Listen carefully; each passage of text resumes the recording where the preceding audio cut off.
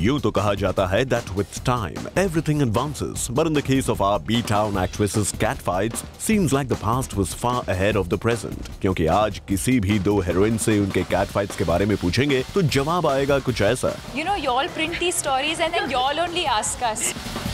लेकिन 90s की दो टॉप हेरोइन्स यानी कि जूही और माधुरी से अगर पूछेंगे कैट फाइट पर सवाल तो इस सवाल को इग्नोर करने के बजाय आएगा राइवलरी का कॉन्फर्मेशन. जैसा कि कहा, हाँ, हम लोग एक दौर था जब एकदम राइवल्स ही थे.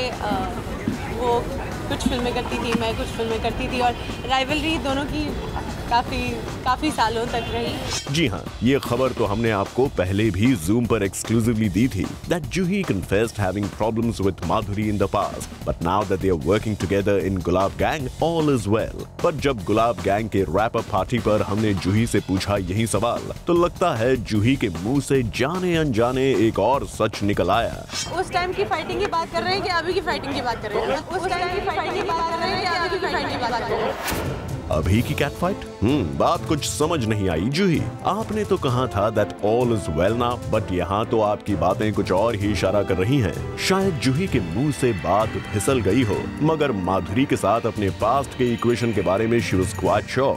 मिलते थे तो थोड़ी बहुत ही बात होती थी और वो भी किसी फिल्म फंक्शन पे या किसी फिल्म के सेट पे हेलो करने चले गए तो बस प्लेजेंट्रीज एक्सचेंज की, मगर उससे ज़्यादा बात हुई नहीं थी. इतना ही नहीं, आमतौर पर कैट फाइट खत्म होने के बाद we would have expected that Juhi would say all's well between her and Madhuri, that they are on good terms now and it was a great experience working with her. But यहाँ तो जूही ने cat fight खत्म करने का reason सिर्फ professional बताया. ये जब निश्चय कर लिया कि स्क्रिप्ट में बहुत दम है, हाँ उसका हीरो का रोल है, मेरा विलन का रोल है, जब ये एक्सेप्ट कर लिया तो काम करना बड़ा ही आसान हो गया. इनसिक्योरिटी या राइवलरी रहती या ऐसा कुछ होता तो फिर काम और स्क्रिप्ट और फिल्म खराब हो जाती. यानी जूही की फिल्म खराब ना हो इसीलिए उन्होंने माधुरी के साथ पीस बनाने में ही भलाई समझी.